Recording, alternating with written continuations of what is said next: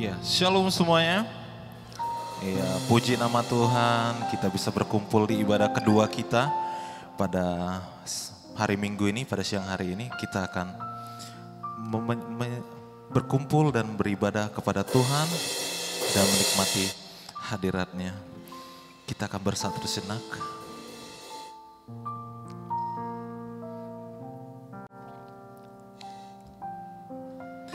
Beribadah kepada Tuhan dengan sukacita.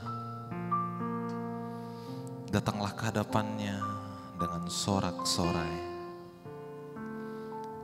Amin.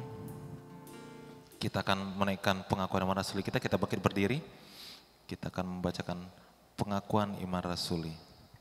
Kita bersama-sama.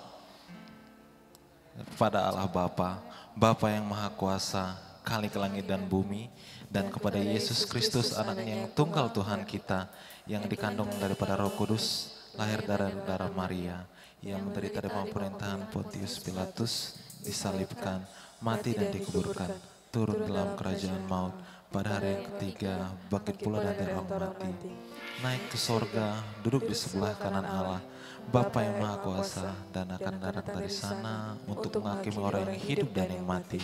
Aku percaya kepada Roh Kudus, gereja yang kudus dan am, persekutuan orang yang kudus, pengampunan dosa, kebangkitan daging, dan hidup yang kekal. Amin. Jemaat dipersilakan duduk kembali.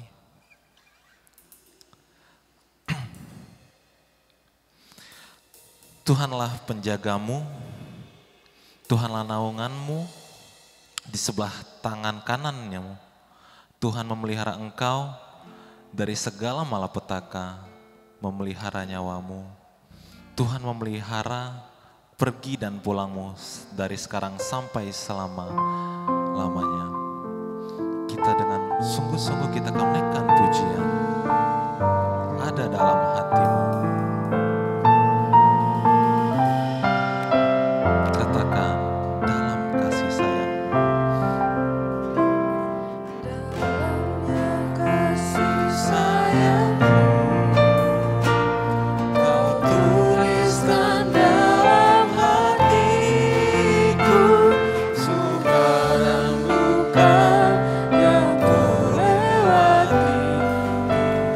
Bersamamu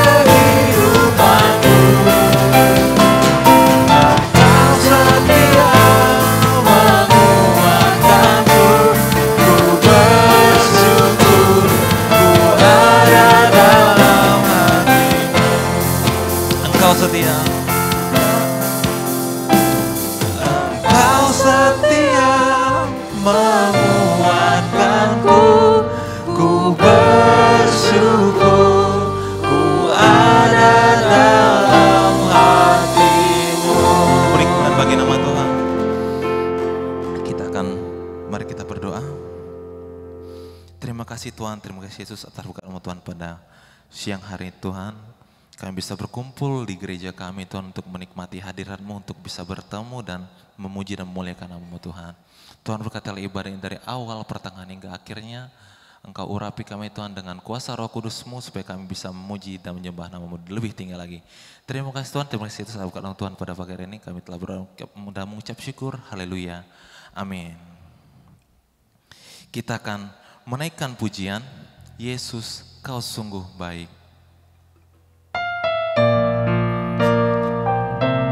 Dengan lebih sungguh-sungguh, kita menaikkan pujian dari awal. Katakan, Yesus Kau sungguh baik.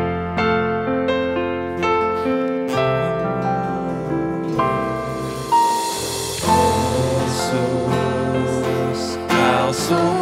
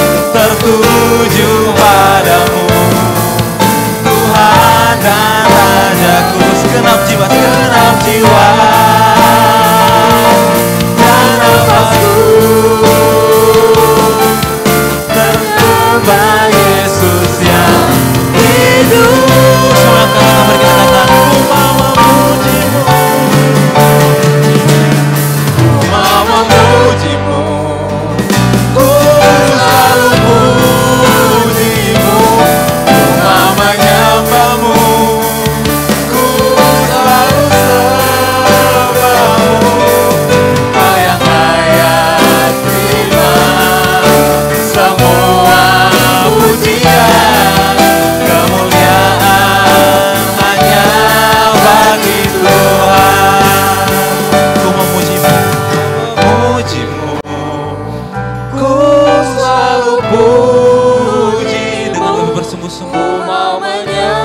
sembah Tuhan.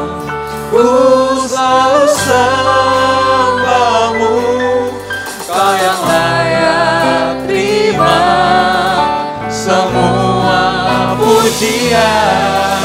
Kemuliaan hanya bagi Tuhan. Katakan sekali itu mamamu.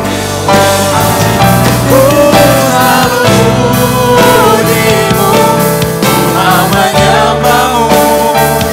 Ku selalu sembahmu, Kau yang layak terima semua pujian. Kemuliaan hanya bagi Tuhan. Kau yang layak Tuhan, Kau yang layak terima semua pujian. Kemuliaan hanya bagi Tuhan. Beri kemuliaan bagi nama Tuhan. Kita akan menyambut khotbah yang akan dibuka oleh Pendeta Yosua Lumban Gaul. Sebelum kita mendengarkan khotbah, kita akan menaikkan pujian. Ku percaya janjimu ajaib.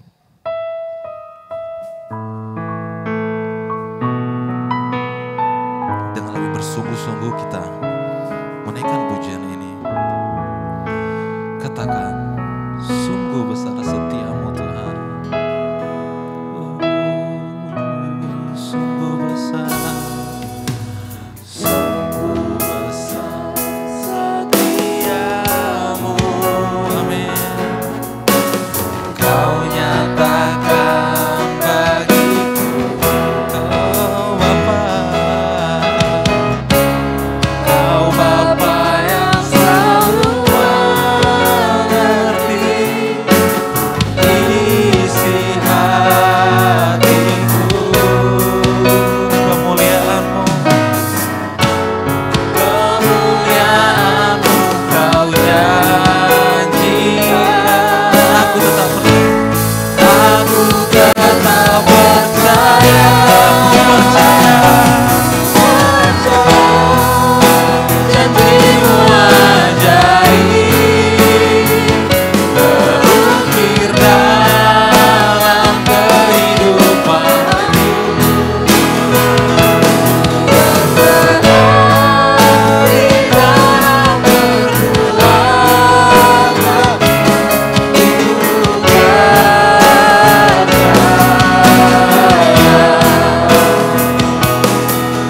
Kita akan kembali pujian dengan sungguh-sungguh. Katakan, sungguh besar setiamu. setiamu, amin. Kau nyatakan bagiku, Kau Bapa, Kau Bapa yang selalu mengerti isi hatiku. kemuliaan-Mu Tuhan.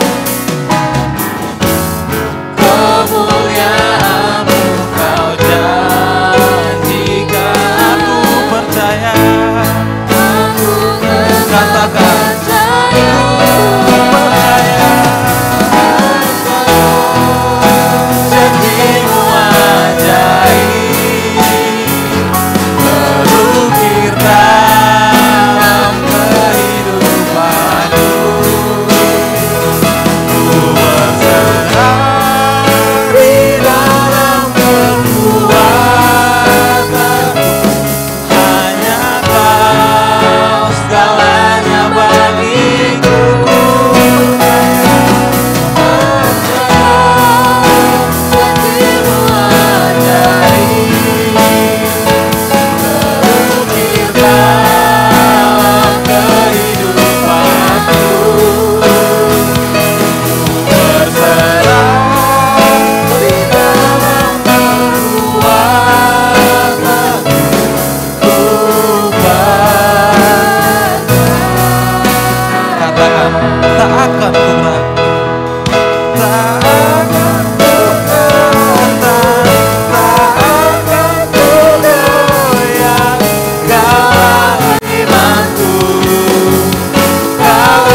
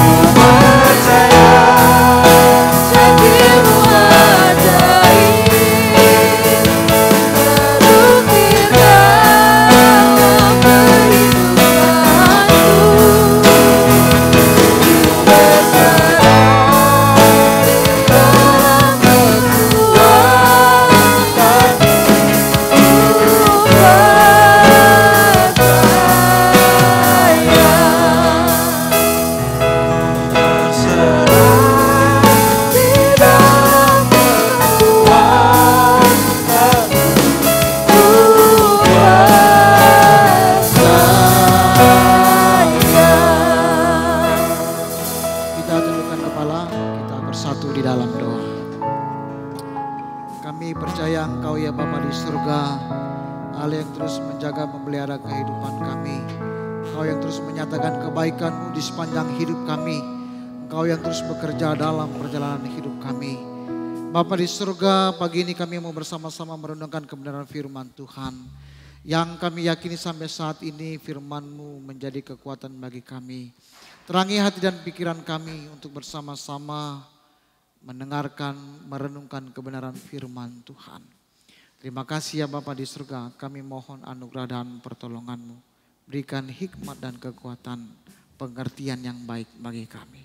Dalam nama Yesus kami mengucap syukur dan berdoa. Amin. Shalom teman-teman. Shalom. Ada orang tua? Ada orang tua, puji Tuhan ya.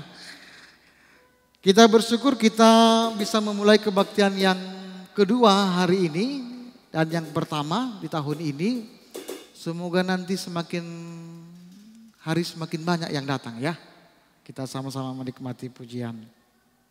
Kita mau bersama-sama mendengarkan firman Tuhan. Kita buka Alkitab kita Markus pasal yang pertama. Ayat 29 sampai ayat 34. Saya mengajak kepada Bapak Ibu teman-teman sekalian untuk membaca teks ini secara bergantian. Saya baca 29 teman-teman, Bapak Ibu ayat 30. Dan ayat yang terakhir kita akan baca bersama-sama. Markus pasal yang pertama 29 sampai 34. Sudah dapat? Yang sudah dapat katakan amin. Amin. Saya mulai dari ayat yang ke-29. Demikian firman Tuhan. Yesus menyembuhkan ibu mertua Petrus dan orang-orang lain. Sekeluarnya dari rumah ibadat itu, Yesus dengan Yakobus dan Yohanes pergi ke rumah Simon dan Andreas.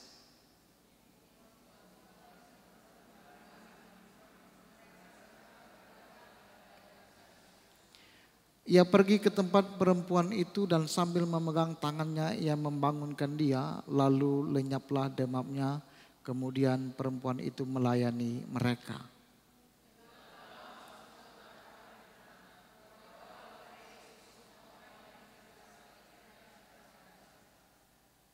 Maka berkerumunlah seluruh penduduk kota itu di depan pintu bersama. Ia menyembuhkan banyak orang yang menderita bermacam-macam penyakit dan mengusir banyak setan.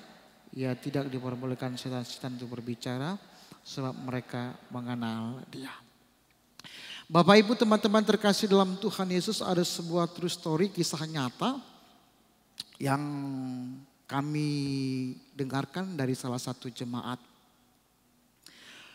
Ada satu pemuda menurut ukuran manusia biasa umurnya sudah cukup untuk menikah. Kira-kira berapa itu? 18 nggak mungkin ya. Belum lah ya. 25 pas lah ya Pak Tambunan ya. Tapi ini sudah lewat Pak Tambunan. Dan orang bolak-balik tanya ke dia, kapan bro menikah? Dan pertanyaan itu mengganggu kupingnya karena selalu ditanya. Nah teman-teman terkasih dalam Tuhan Yesus, dia sudah punya pekerjaan yang cukup baik. Saya tidak perlu sebutkan pekerjaannya, tapi dia punya pekerjaan yang baik. Dia sudah punya umur yang cukup untuk menikah, bahkan menurut ukuran orang sudah lebih umurnya. Sudah pas menikah. Nah teman-teman terkasih dalam Tuhan Yesus, lalu dia didesak terus oleh orang tuanya. Orang tuanya bertanya, bro, nakku kapan menikah? Ya. Kapan menikah? Setiap ketemu orang ditanya kapan menikah. Setiap ketemu temannya kapan menikah. Dan pertanyaan itu seringkali mengganggu kupingnya. Kapan menikah? Nah, Bapak Ibu terkasih dalam Tuhan Yesus. Seringkali orang bertanya tapi sambil meledek. Dan dia juga sering menjawab dengan pertanyaan-pertanyaan ya bulan Mei lah. Maybe yes, maybe no. Kira-kira begitu ya. Lalu orang bilang, kapan menikah? Gini aja bro. Pesan aja kartu undangan pernikahan. Buat tanggalnya, buat bulannya, tapi kosongkan tahunnya. Ah itu kan mengejek gitu ya. Ya karena ditanya-tanya, faktanya dia belum menikah. Nah Bapak Ibu terkasih dalam Tuhan Yesus, lalu pertanyaan itu mengganggu pikirannya. Lalu dia memutuskan untuk pulang ke kampung. Siapa tahu dapat jodoh di kampung. Lalu pria ini pesan tiket dan dia pulang ke kampung. Saya ingat dia sebutkan salah satu merek mobil. Dia pulang menggunakan mobil ILS pada saat itu. Bapak Ibu terkasih dalam Tuhan Yesus, siapa yang dapat menduga pekerjaan Tuhan? Siapa yang dapat menduga bagaimana Tuhan bekerja? Kalau Tuhan sudah bekerja, apapun bisa terjadi. Lalu dia pesan tiket, dia berangkat, dia naik ke bus itu, lalu dia cari nomor bangkunya yang tertulis di tiket bus itu, lalu dia duduk, permisi, lalu dia duduk.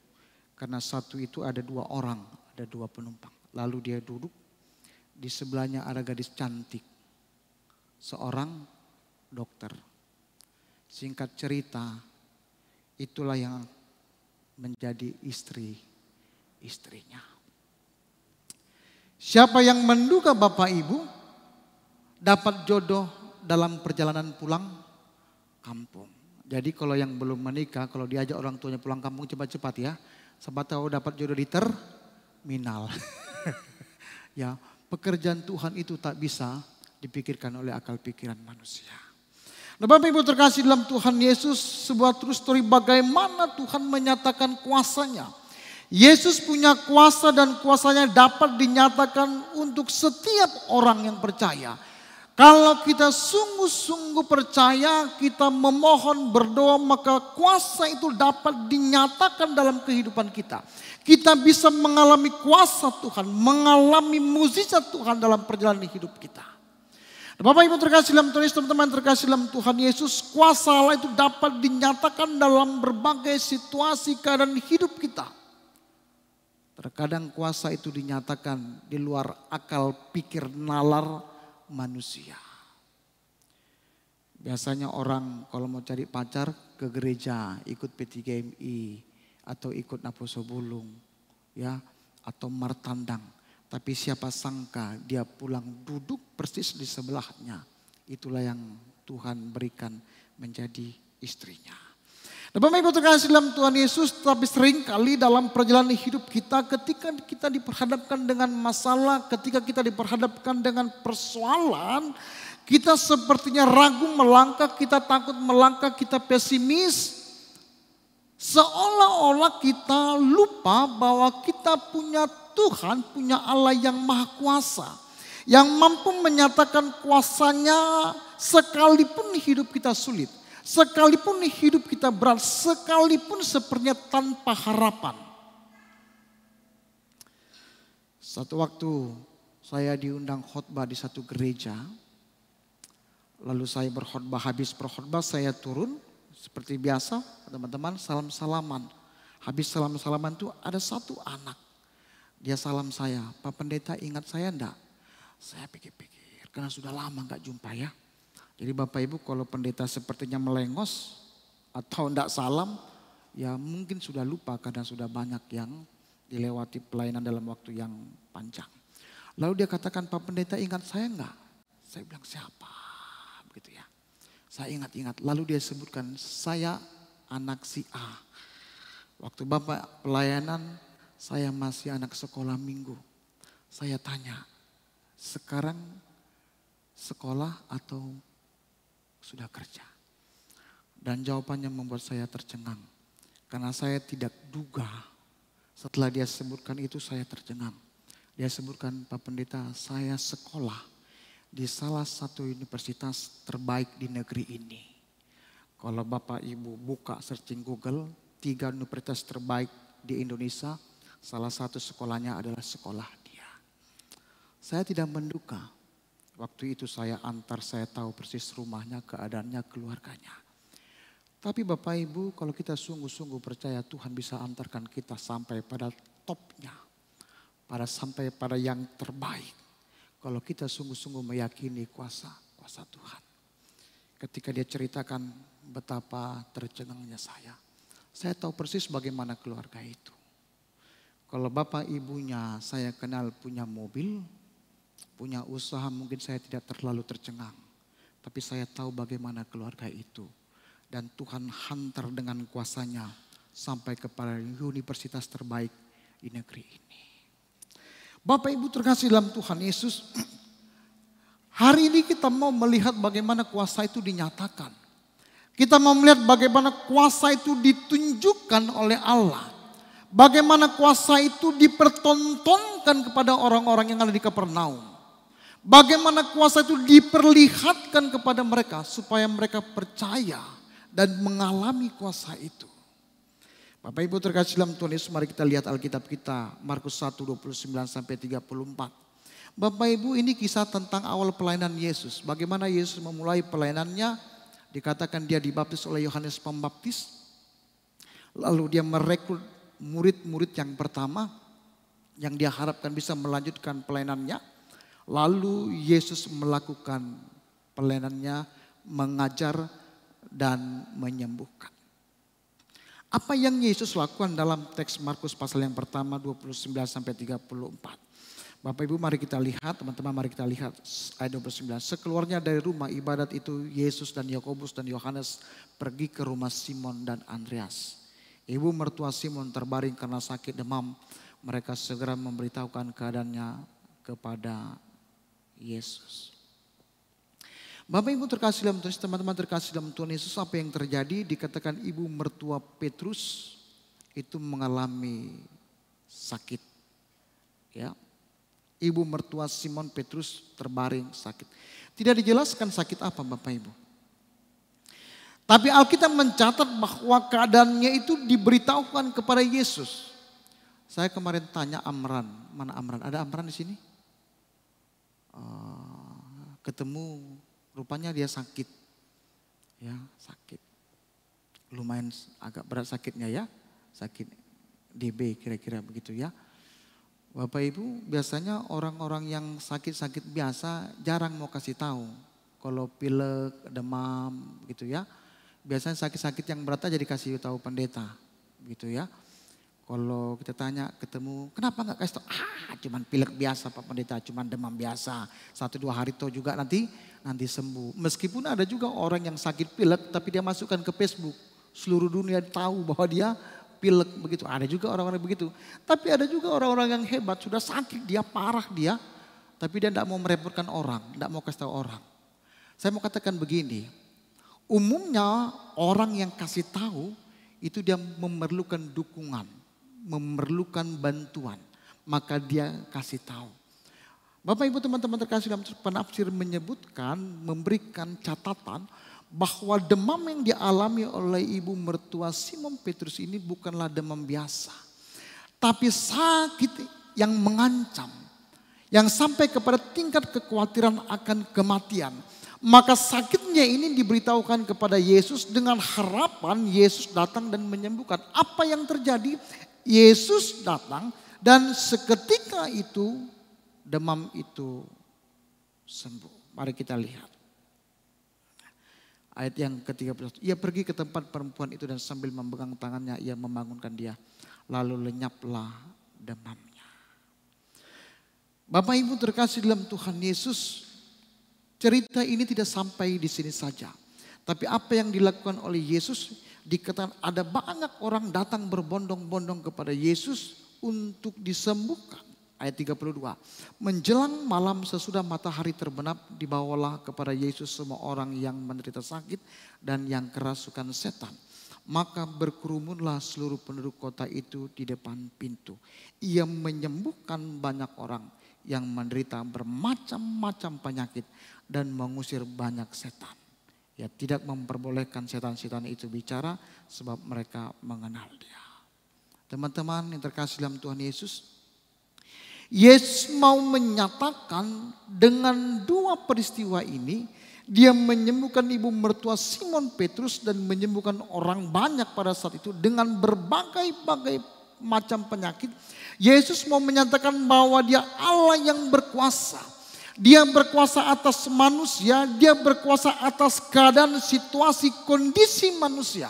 Meskipun menurut kita manusia tidak mungkin atau mustahil. Tapi Allah mau menunjukkan kuasanya bahwa dia mampu mampu melakukan segala sesuatu termasuk yang tidak mungkin.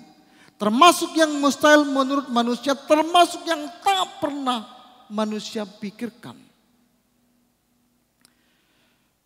Saya mungkin tidak usah terlalu bicara yang hebat. Tapi kurang lebih setahun yang lalu saya diskusi dengan salah satu P3MI untuk kerinduannya untuk keluar. Dia bergumul sekali. Sepertinya ada banyak kendala. Dia ingin keluar. Orang tuanya yang belum mengizinkan sepenuhnya, ada ketakutan karena dia seorang perempuan. Bagaimana dengan dana, bagaimana kesiapan dirinya, dia bergumul. Tapi dia punya kerinduan itu. Berlatih, menabung, mempersiapkan diri. Dan saya bersyukur sekali minggu yang lalu saya melihat di Facebook keberangkatannya keluar negeri. Penantian 1 tahun dia berjuang dan berusaha. Dan sekarang dia sudah di luar negeri. Persis kurang lebih seminggu yang lalu. Saya mau katakan Bapak Ibu, mungkin mustahil bagi kita manusia. Tapi tak ada yang tak bisa dikerjakan Tuhan kalau dia mau berkuasa. Kalau dia mau menunjukkan kuasanya, tak ada yang tak bisa dia lakukan bagi kita manusia. Bapak Ibu terkasih dalam Tuhan Yesus, Yesus mau menunjukkan bahwa dia Allah yang berkuasa. Dan kuasanya dinyatakan dan kita setiap orang percaya bisa mengalami kuasa Allah itu. Kalau kita melihat sepanjang perjalanan Bapak Ibu, Alkitab ini berisi bagaimana Allah bagaimana Allah menunjukkan, memperlihatkan kuasanya. Tapi ironis Bapak Ibu, ada banyak orang tahu kuasa Tuhan, tapi tidak sungguh-sungguh mengimani kuasa Tuhan dalam kehidupannya. Bapak Ibu terkasih dalam Tuhan Yesus, Allah menunjukkan kuasanya. Bahkan sepanjang perjalanan bangsa Israel, Allah terus menunjukkan kuasanya. Bapak Ibu, mari saya tadi sudah sampaikan di kebaktian yang pertama. Mari kita buka Hakim-Hakim pasal yang ke-7. Teman-teman, mari kita buka Alkitab kita.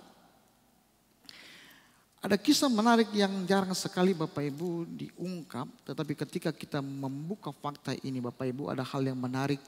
Hakim-Hakim pasal yang ke-7 ayat pertama sampai ayat yang ke-25. Dilanjutkan pasal yang ke-8 Bapak Ibu. Itu bicara bagaimana bangsa Israel mengusir musuh mereka yaitu bangsa Midian. Alkitab mencatat Bapak Ibu, ini sebuah peperangan yang tidak seimbang. Ada bangsa-bangsa besar yang ketika bangsa Israel harus berhadapan dengan mereka, bangsa Israel ketar-ketir, ketakutan. Bapak Ibu, teman-teman, kalau kita tahu sejarah bangsa Israel bukan bangsa yang terbiasa dengan perang. Bukan bangsa yang terus berperang. Bukan terbiasa atau terdidik dalam peperangan. Bangsa yang lama dalam perbudakan keluar dari Mesir baru mereka belajar berperang. Ada satu bangsa dalam teks ini yaitu bangsa Midian. Mereka harus berhadapan dengan bangsa Midian ini. Bukan bangsa biasa tapi bangsa yang besar dengan tentara yang terdidik. Tahu jumlah tentaranya? Ada 135.000 orang. Tahu kekuatan bangsa Israel? Hanya 32.000.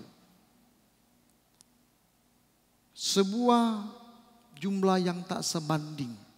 Kalau kita hitung-hitung 135.000 dibanding 32.000, itu artinya 4:1, tak seimbang.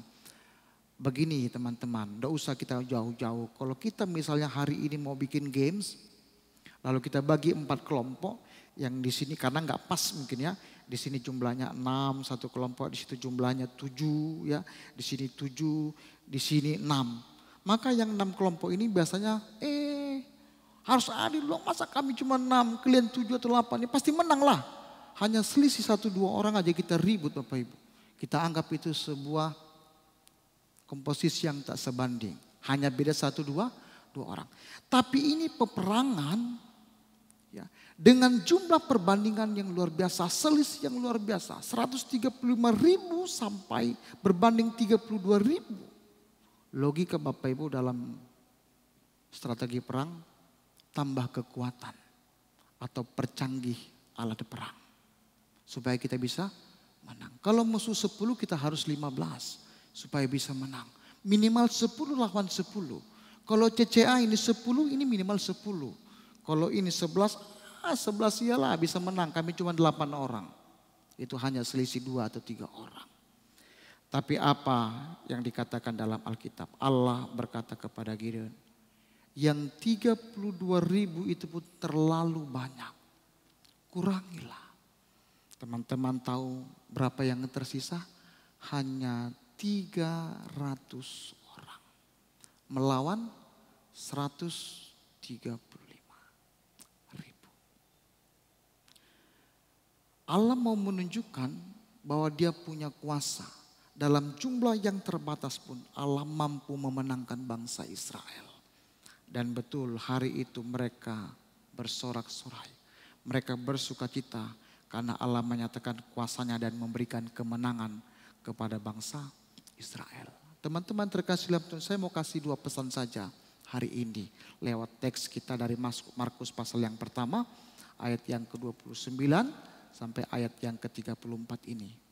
Yang pertama teman-teman terkasih dalam Tuhan Yesus, mari kita sebagai orang percaya yang sudah membaca, mendengar bagaimana kuasa itu dinyatakan, mari kita sungguh-sungguh percaya kepada kuasa Tuhan. Supaya kita mengalami kuasa itu. Yang kedua, mari kita mengandalkan kuasa Tuhan dalam kehidupan kita. Ya. Ada banyak orang berpikir bahwa harus memperkuat dirinya dengan kekuatan-kekuatan yang dianggap secara umum menjadi kekuatan manusia. Uang, jabatan, relasi, pertemanan, dan sebagainya. Tapi kita lupa, tadi saya baru dipesan, Pak Pendeta nanti kalau pergi titip ya, kasih tahu si A sudah buat lamaran. Ya, tapi belum direspon. Ya, relasi, pertemanan dipakai sebagai sebuah kekuatan.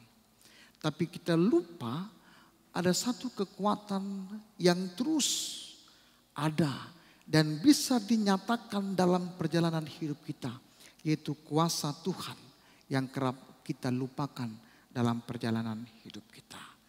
Mari kita percaya, mari kita mengandalkan kuasa Tuhan dalam hidup kita. Yang sekolah nih banyak yang sekolah ya. Yang sekolah tunjuk tangan. Yang kuliah, Oh, ya kuliah. Yang SMP, SMA. Ya. Uke, anak Pak Pendeta sekarang kelas 2. Tahun depan bulan 6, bulan 7 masuk kelas 3. Tahun depan akan kuliah. Pak Pendeta dorong terus berdoa dengan penuh keyakinan. Kalau kita berdoa dengan sungguh-sungguh, kuasa itu pun bisa dinyatakan dalam setiap harapan kita. Dalam setiap kerinduan kita. Susah Pak. Jangan berpikir susah. Tak ada yang tak susah dalam hidup ini. Makan pun kita susah. Sulit Pak Pendeta. Tak ada yang tak sulit dalam hidup ini. Tapi kalau kita berusaha dan sungguh-sungguh mengandalkan kuasa Tuhan, tak ada yang mustahil bagi Tuhan. Saya bilang kepada aku, berdoa supaya engkau dapat yang terbaik untuk tempat kuliah. Di dalam atau di luar. Kita terbatas Bapak Ibu. Orang tuamu mungkin terbatas. Saldonya mungkin terbatas. Pertemanannya mungkin terbatas. Kemampuannya mungkin terbatas. Tapi kita punya Allah yang tak terbatas. Yang bisa menyatakan kuasanya dalam kehidupanmu. Yang bisa menyatakan kuasanya dalam perjalanan studimu. Tak ada yang tak mungkin bagi Tuhan. Saya kerap bicara seperti ini, tetapi ada banyak orang yang melengos. Pak Pendeta, sekarang kalau nggak punya uang, nggak punya channel, ya kita nggak bisa. Kerap kita membaca tentang kuasa Tuhan, tapi fakta realnya kita tidak percaya bahwa kuasa itu ada di tengah-tengah kehidupan kita. Mari teman-teman, renungkan firman Tuhan ini, percaya dan alami kuasa Tuhan. Bukan hanya sekedar cerita, bukan hanya sekedar konsumsi akal pikiran kita, pengetahuan kita. Tapi sungguh-sungguh percaya supaya kuasa itu dinyatakan. Supaya kehidupanmu baik, supaya studimu baik, supaya keluargamu baik. Bahkan apa yang menjadi harapanmu, kerinduanmu, cita-citamu dalam perjalanan hidupmu. Nyatakan kepada Tuhan, Tuhan tolonglah. Agar Tuhan menyatakan kuasa dan menyatakan mukjizatnya dalam perjalanan hidupmu. Yang belajar ya. Ya, Pak Pendeta sering katakan begini, suatu waktu kita akan ketemu. Pak Pendeta tidak selamanya di gereja ini. 5, 6, 10 tahun. Pak Pendeta kenal enggak? Siapa? Dimas Pak Pendeta. Dulu yang ada di Wesley. Oh, sudah kombes. Kombes langsung. Betul Dimas? Enggak mungkin Pak Pendeta. Jangan bilang enggak mungkin. Ya, satu waktu nanti 10-15 tahun lagi. Dirlantas, Dirsabara, Kabitkum, bagian hukum di salah satu polda terhebat di Indonesia ini. Ya, amin. Enggak mungkin Pak Pendeta. Enggak mungkin Pak Pendeta. Kayaknya jauh sekali dari harapanku. Masuk saja untung-untung Pak Pendeta. Tak ada yang untung. Kalau engkau hari ini sungguh-sungguh berdoa, percaya dan mengandalkan kuasa Tuhan, akan Tuhan nyatakan berkat itu, mukjizat itu dalam cita-citamu, dalam harapanmu. Beberapa kali Pak Pendeta suka katakan kepada orang ya, satu waktu kita ketemu, engkau sudah pimpinan perusahaan, sudah manajer, sudah jadi orang hebat. Jangan katakan tak mungkin dalam hatimu. Tuhan bisa nyatakan kuasa dengan berbagai cara dalam perjalanan hidupmu. Mari kita berdoa. Ya Bapa di surga, kami bersyukur. Kami merenungkan satu tema tentang bagaimana kami bisa mengerti, memahami kuasa itu dan mengalami kuasa itu. Kami bersyukur punya Allah yang hebat, Allah yang mampu, sanggup melakukan apapun dalam perjalanan hidup kami. Yang tak pernah kami duga, pikirkan, itu yang Tuhan sediakan, yang terbaik bagi hidup kami. Biarlah kami sungguh-sungguh percaya bahwa Engkau Allah yang maha kuasa. Allah yang sanggup melakukan apapun yang terbaik bagi hidup kami. Allah yang bisa mewujudkan segala harapan dan kerinduan kami. Impian kami dalam perjalanan hidup kami. Biarlah kami sungguh-sungguh percaya dan mengandalkan kuasa Tuhan dalam perjalanan hidup kami. Terima kasih firman Tuhan berhenti untuk kami dengarkan. Tapi bila firman Tuhan terus terngiang-ngiang, terpatri dalam hati dan pikiran kami, terus menguatkan kami untuk percaya dan mengandalkan kuasa-Mu. Ini doa dan permohonan kami. Dalam nama Yesus kami mengucap syukur dan berdoa. Amin.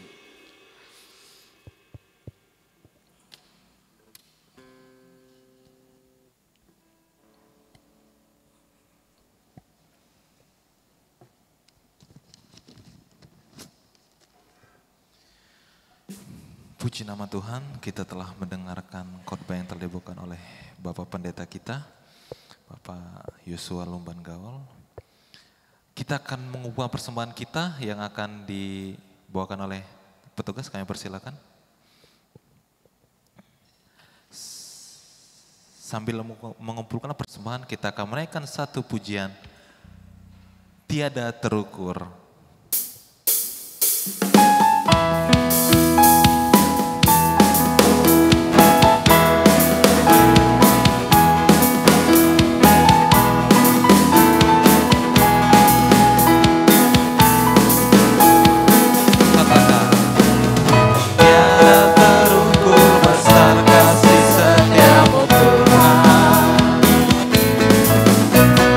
Panjang dan lebarnya melebihi lautan.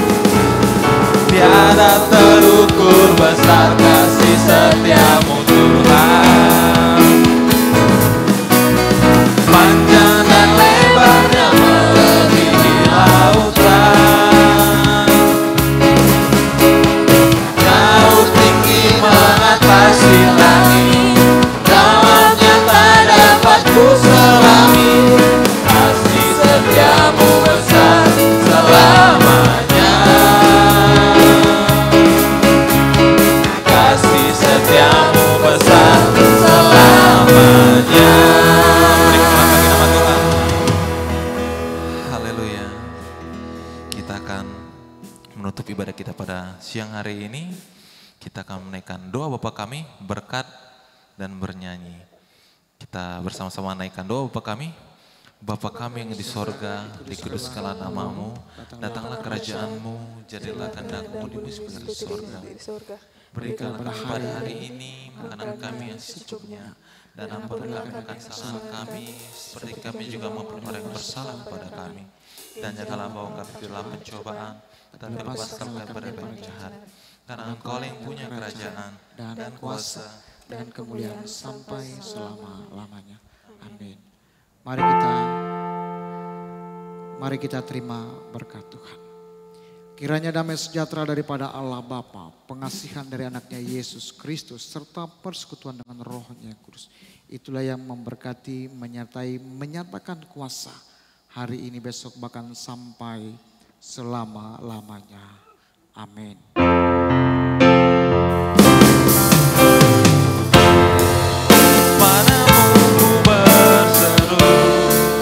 Kaulah penyelamatku, terpujilah Kau Tuhanku. Ku memuji nama-Mu sepanjang umur hidupku. Terpujilah Kau Tuhanku di atas segalanya.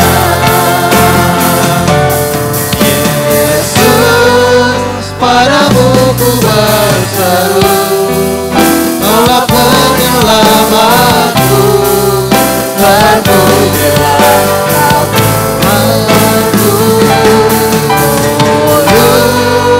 Ku memuji nama-Mu sepanjang umur hidupku. Terpujilah Kau Tuhanku di atas segalanya.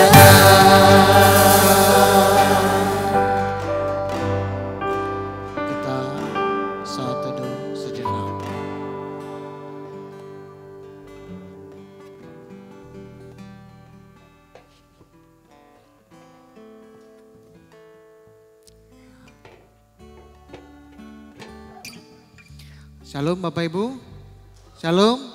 Selamat hari Minggu, Tuhan Yesus memberkati kita. Kita bersalam-salaman.